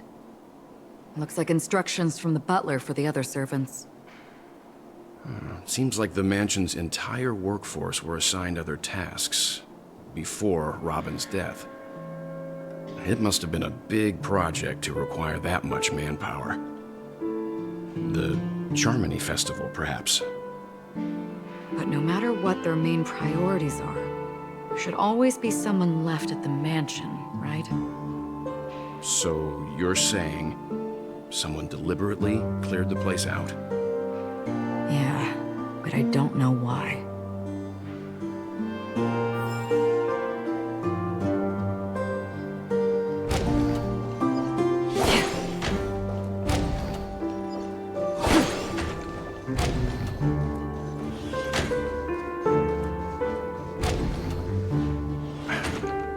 No one here either. Since no one's around to entertain us, let's make ourselves at home. Stay close to me so that my white can cover you too.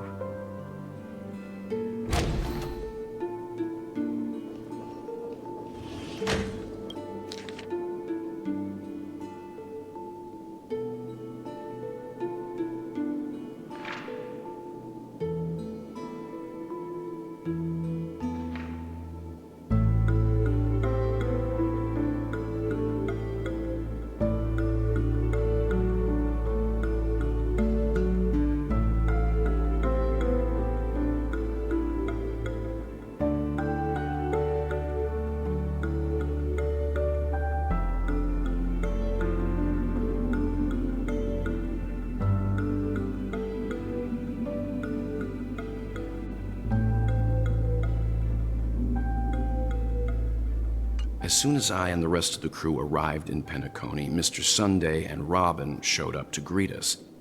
I remember hearing something unusual in her voice, and now it seems I was right. Robin believed it was because the Harmony had been tampered with somehow. But as far as I know, there aren't many entities capable of interfering with the power of paths. Meaning? If there really is a traitor within the family, that person must hold a high position or possess unimaginable strength. That would explain why Mr. Sunday has been having such difficulty in catching the traitor.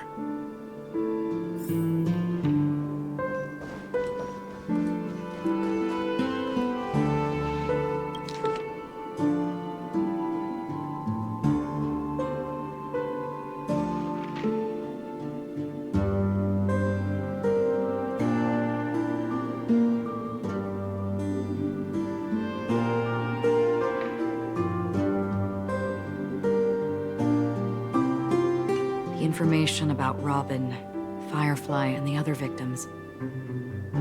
I don't see any commonalities among them. Looks like the rumors were right.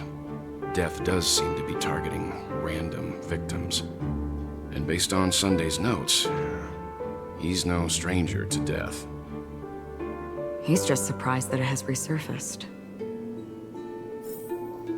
This light cone is securely guarded. It must hold some important memories. According to Robin's interview, despite having performed on so many grand stages, her favorite performance was a pretend show she put on with her brother when they were just kids. I wonder how their relationship is now. Growing up brings gains, but also losses.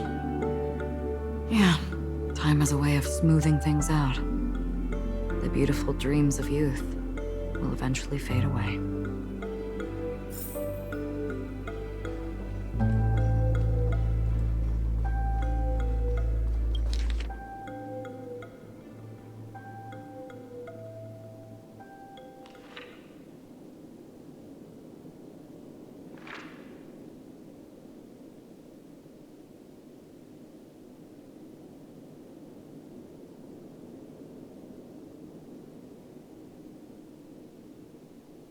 Mr. Sunday has done some serious research on his suspects. This traitor must have been causing trouble for the family for a long time. They all seem to be insiders, but I haven't met any of them. Huh? Wait, these characteristics... What is it? No, nothing. Maybe I'm just overthinking things. However, if this traitor really exists, could they be responsible for Firefly and Robin's deaths? Perhaps that's why Sunday is taking this matter so seriously. Stream forth the gleam of old blades.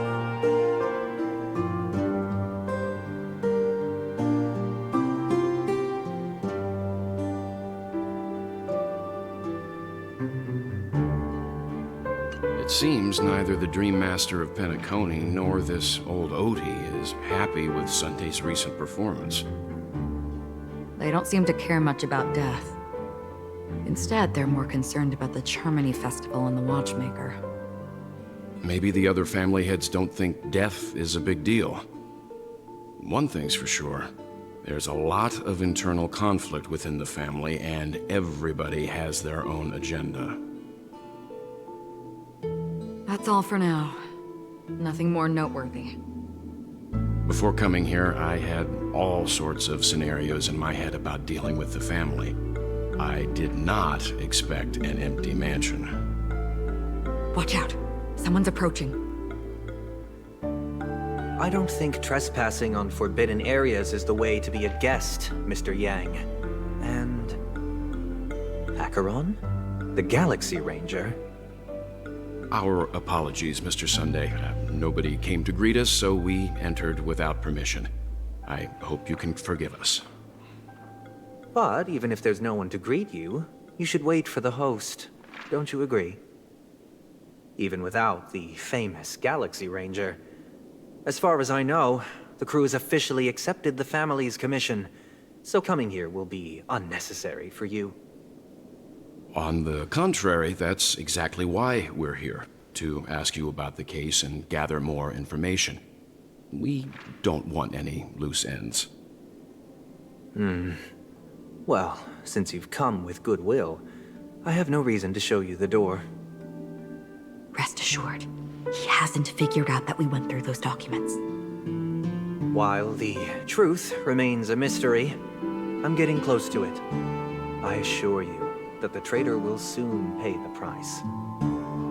Let's hope justice will prevail soon. I have a question for you, if you don't mind.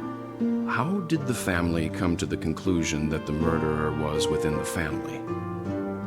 With all due respect, it's in the IPC's interest to wreak havoc before the Charmony Festival, and the family has every reason to suspect the IPC's involvement. Well, other family heads share the same suspicions as you, but in my opinion, the true murderer would never have drawn as much attention as that ambassador did. Not to mention, I personally shackled him a while ago. However, I'll give you a suggestion regarding your suspicions, Mr. Yang. You should be more cautious of Aventurine. While the wicked can't break through high walls, they can plunge their evil dagger into the heart of the righteous. He's a businessman, not some philanthropist. But right now, he's out there handing out his wealth on the streets. And he went to the Clock Studios theme park all by himself. Who knows what kind of scheme he's cooking up? While the family is dedicated to keeping our guests safe, it might be wise for you to stay alert. You never know what unexpected troubles could arise.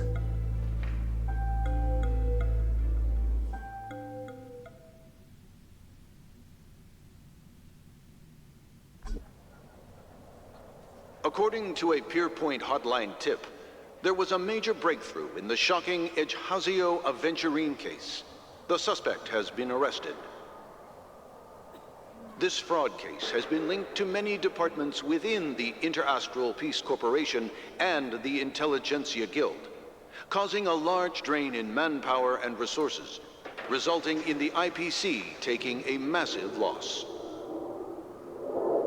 The case's main suspect originates from Sigonia 4 and is one of the survivors of the second Kataka Abjin extinction event, who does not carry an interstellar refugee travel permit. As per Strategic Investment Department Head Diamond's sentiments, the IPC has appropriately relocated the suspect in the spirit of the Charter and will continue to conduct further investigations as to the motive of the suspect. What pretty eyes. Tell me, do they shine in the dark? Well, if they did, I'd sell them in a heartbeat. You don't know how many people long for your eyes to be closed forever. As a servant, you should not resist your master. Yet, you went and killed that man anyway. No lawyer has the audacity to defend you. Perhaps you ought to represent yourself. Not difficult, but definitely pointless. You're pretty confident on your eloquence. Did you also think that when you lied to the Intelligentsia Guild? Ask and you shall receive. You wanted the perfect construction material. All I did was offer a possibility. It was just a small wager. If your luck holds out, the IPC will dig something up from the golden sands of Ejhazio. Maybe even the Sand King's remains. Pity your luck has run out. I'll admit that. What I'm more curious about, though, is why such a grand scheme failed to benefit anyone in the end, including the perpetrator himself. Madam, I already have what I want. To be brought before you for the next high-stakes gamble. Then let's talk about the second gamble. Tell me, What are you prepared to wager this time? My life. I bet you won't send me to the gallows. What do you want, then? I want your Lenore to meet with me. I have something to say. And then what? I want cash. It can't be that simple, can it? It is that simple. 30 tanbas. The remainder of my market value. 30 tanbas. No more, no less. With this money, I'll climb to even greater heights than you. Grasp even more riches than you. I wager you won't give me this chance. Which is why you should call him here. Interesting. A pity Diamond won't see you. No one gets to see him. From here on out, I am Diamond's representative, and I will decide on his behalf. You're wrong. 30 tanbas. He'll give you that. And much more than that. Wealth, status, power. The IPC will give you whatever you want, even what you don't want. Kakavasha. A good name, but unfortunately destined to be buried in the dirt.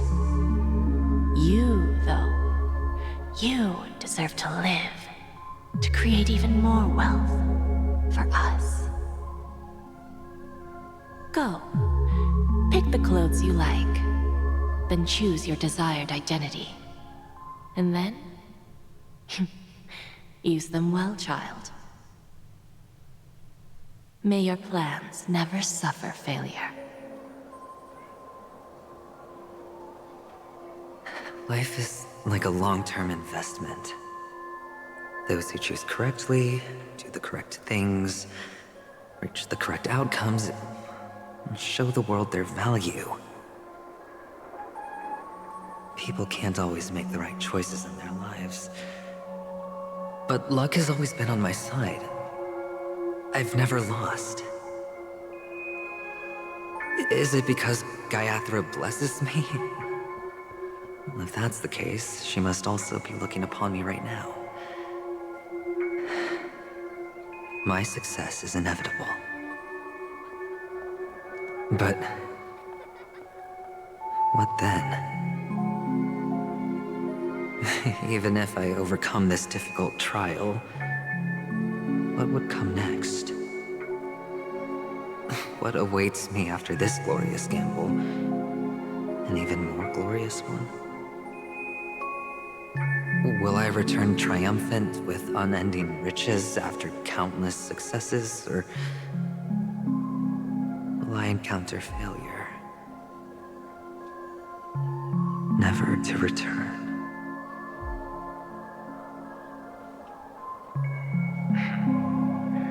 I'm pretty sure you already have some ideas. Lowly gambler.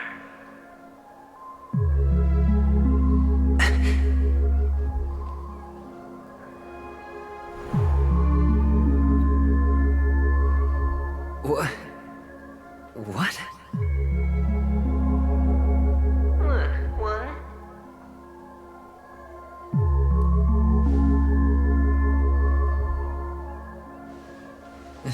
Am I dreaming, or have I gone completely insane? Perhaps both.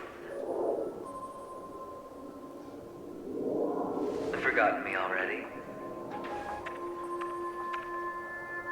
When you were strapped to that electric chair by a mannequin warlords, who was it that gave you the idea?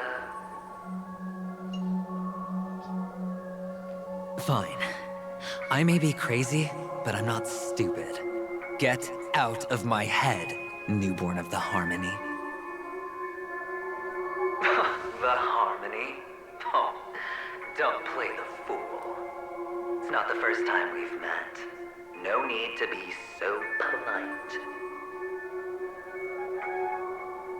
I'm you, and perhaps even more aware of yourself than you.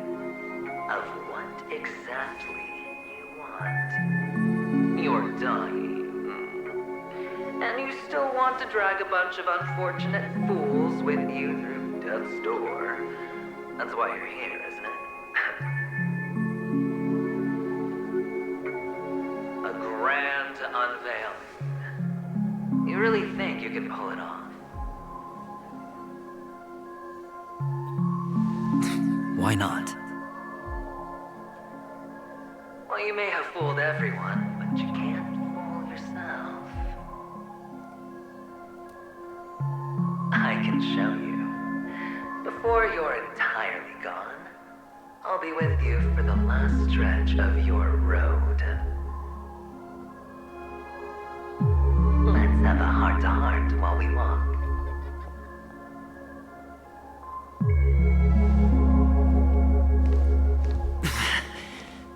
What exactly are you? Most people in this world spend their entire lives just to reach one outcome. And I am that outcome. Kakavasha, I am your future. First, I'm hearing things, and now I'm seeing them. Great. Am I going to be elevated into the Harmony's emanator? Just a Pepeshi? No. A child.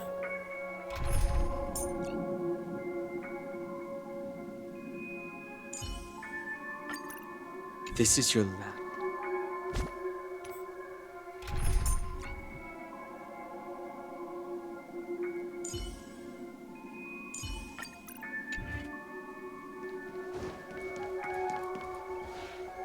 I thought minors weren't allowed in Golden Hour. Hey, kid. You okay? Are you lost?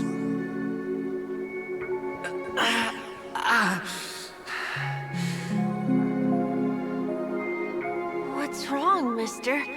You don't look well.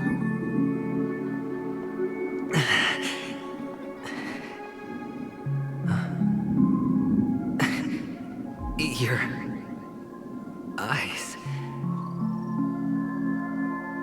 Impossible. Who are you? They're pretty, aren't they? Sis said they're a gift from Mama Funga.